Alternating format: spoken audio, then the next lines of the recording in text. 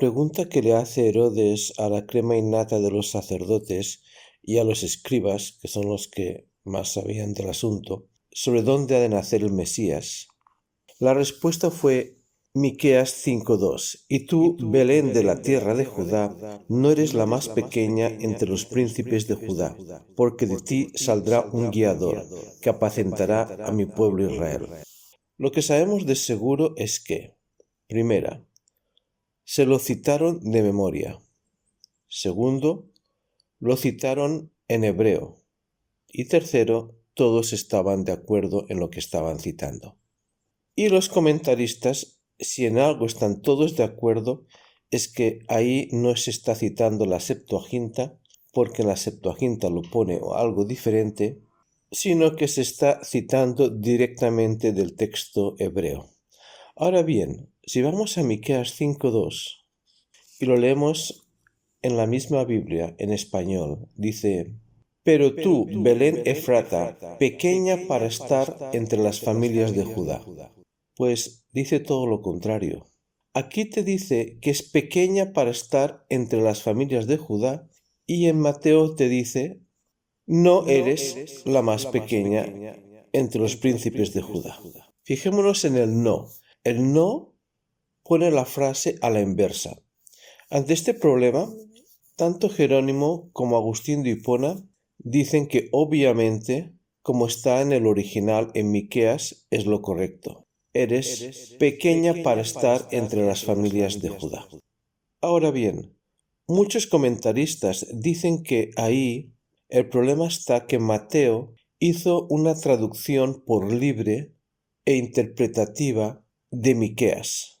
Pero en mi opinión eso no puede ser así por dos cosas. Primeramente, es que él no está citando Miqueas, sino que él está citando a lo que han dicho los sacerdotes y los escribas.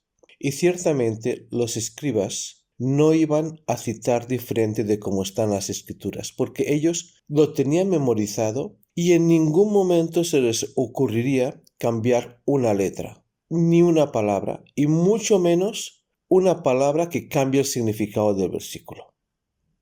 Y lo mismo con Mateo. Incluso si él fuera el que estuviera haciendo la cita directamente de Miqueas y hiciera una traducción, que en mi opinión tampoco puede ser porque yo no creo que Mateo escribiera el Evangelio en griego, él tampoco se atrevería a hacer un cambio en las escrituras. ¿Por qué? Porque todo judío sabe que tergiversar las escrituras es un pecado grave.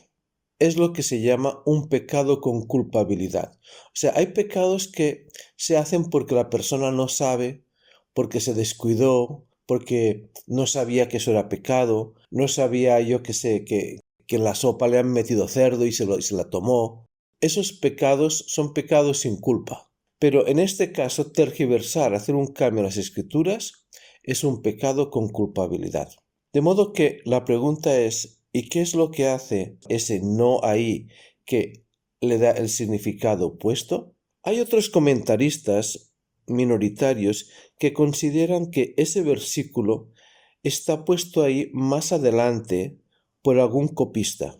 A mí me parece que por ahí van las indicaciones, pero no creo que un copista colocara el versículo allí, porque es que tiene que estar en los originales forzosamente, ya que sin el versículo el resto del capítulo no tiene sentido. Y además es que él no está citando a Miqueas directamente, sino que cita la respuesta. Ahora bien, la intervención de la mano de un copista que pusiera el no ahí, eso lo veo lo más factible, porque hay que considerar en un texto el contexto histórico.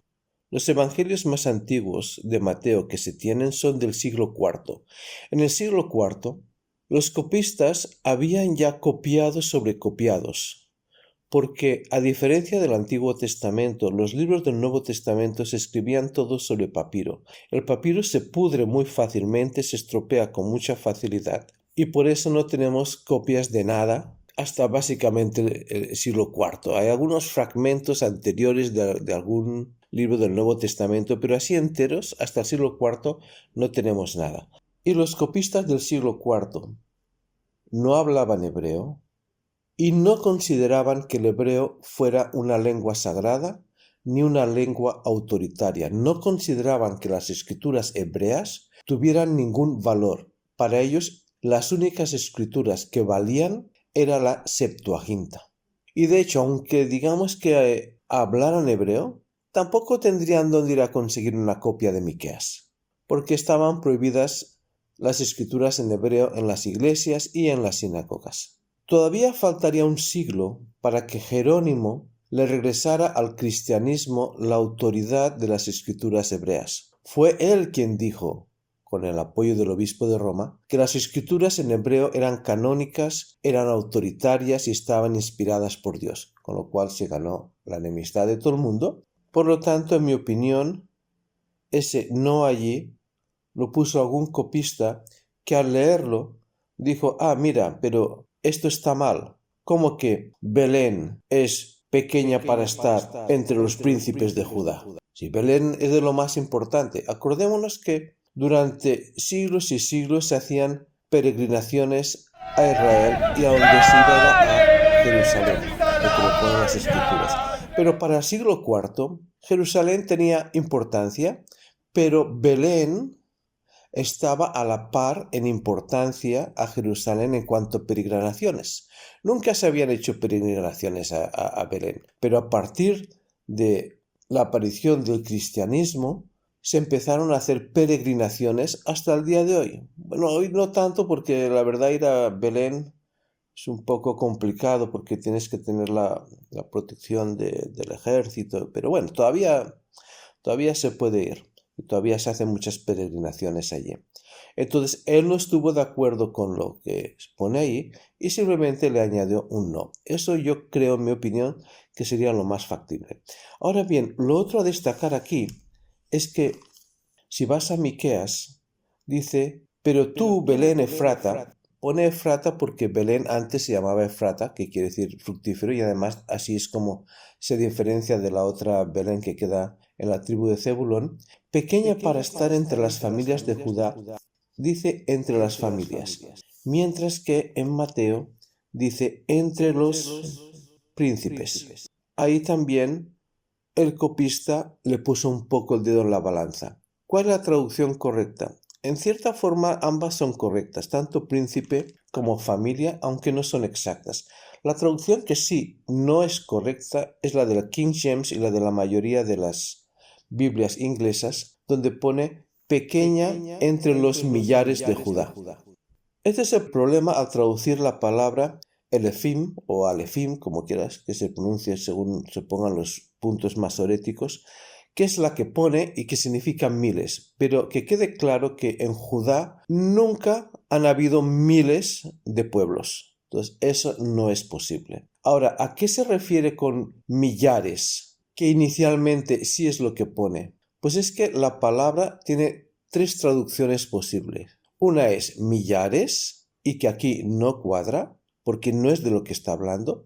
La otra es deletrear la letra Aleph, pones Alefim, o sea, muchas Alephs, ¿no? O por lo menos dos Alephs, ¿no? Porque el im significa que por lo menos es un plural de dos, mínimo. Ahí tampoco tiene ningún sentido. Y el tercer significado es cabezas, pero refiriéndose a cabezas de familia. Por eso que aquí lo han traducido como familia. Y en el otro pone príncipes.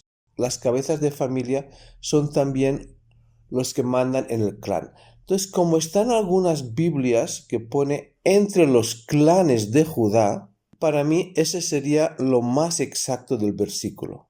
Pequeña para estar entre los clanes de Judá, porque las tribus estaban formadas por clanes. Ahora, familia tampoco exactamente, porque en un clan no necesariamente todos son familiares. Los siervos, los esclavos no son familia normalmente, ¿verdad? Y también puede haber una persona acogida en un clan, o puede haber una familia grande más una pequeñita. Cuando dice clanes, creo que sería lo más correcto. Ahora, ¿por qué pone príncipes? Porque evidentemente la cabeza, que es lo que pone de ese clan, pues se le puede llamar príncipe. Pero eso es un poco exagerado, no es realmente exacto, porque un príncipe de todas formas es el hijo de un rey. Entonces ahí se ha puesto un poco el dedo en la balanza para enfatizar que el Mesías es hijo del rey de reyes, pero no es lo que pone, no pone príncipe. El problema está que muchas veces al traducir se enfatiza el embellecimiento de las palabras, pero la Biblia ya es bella por sí misma. Y la Biblia no solamente es bella, sino que también tiene historia y tiene sobre todo mandamientos. Y muchas veces cuando se pone el dedo en la balanza en algo, digamos en la parte profética, en la parte bonita, en la parte poética, se desequilibra en el otro lado. Eso lo puedes encontrar muy fácilmente en el libro de Salmos. Pone, Tejilale David. Eso quiere decir alabanza de David. Pero ¿cómo se traduce? Se traduce como salmo de David, porque salmo es mucho más bonito. Pero claro, si tú enfatizas que es un salmo, entonces desenfatizas que es una alabanza, porque el ejemplo del libro de Salmos es que es el libro de alabanzas, porque lo que tienes que hacer es alabar, no dedicarte a la poesía. ¿Que son bonitos? Pues sí y no. Pero el énfasis está en que si tú quieres ser feliz en la vida, si tú quieres ser bienaventurado, depende de cuánto tú alabes a Dios. Básicamente, porque para empezar ya lo ves de otra manera, tu situación. Bueno, seguimos con el versículo, porque si estás en Miqueas, dice, de ti me saldrá. Esto es importante porque al nacer Jesús en Belén, si no pusiera la palabra saldrá, quedaría un poco descuadrado el que él hiciera prácticamente toda su vida y todo su ministerio en Galilea y no en Belén, y luego en Jerusalén. Saldrá, o sea, allí es donde empieza todo, pero no es allí donde él realiza su ministerio. De modo que la palabra saldrá queda muy enfatizada.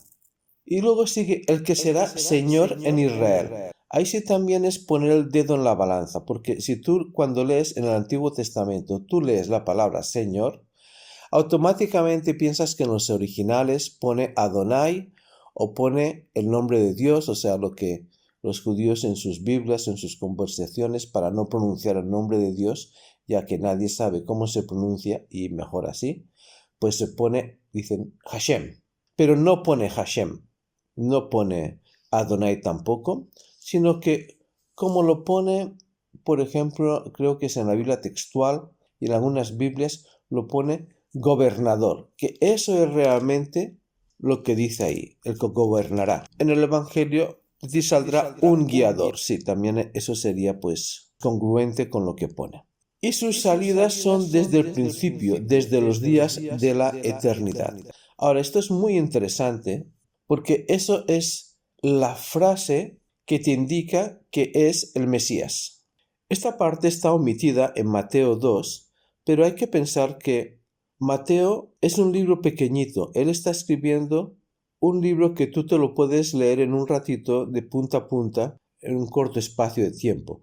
No es como, digamos, hoy en día un libro, digamos, sobre la biografía de Napoleón, que pueden ser 2 tomos o más, y necesitas varios días para leértelo. Hay muchas cosas que él no coloca, porque es un resumen muy resumido, lo que él consideró más importante. De modo que no sabemos si ahí los escribas, que se lo sabían todo de memoria, le citaron la profecía completa. El que no haya escrito todo completo no significa que no se lo citaran todo. Ahora bien, si le citaron todo, vamos a leerlo como es la cita completa, entonces ahí que sí que a Herodes se le pondrían los pelos de punta. Donde dice en Miqueas, y sus salidas son desde el principio, desde los días de la eternidad, es donde todo el mundo en esa época y en esta también consideran que el Mesías ya existe desde un principio. Eso, digamos, cuadra con la doctrina que luego saldría posteriormente de la Trinidad. O sea, es eterno.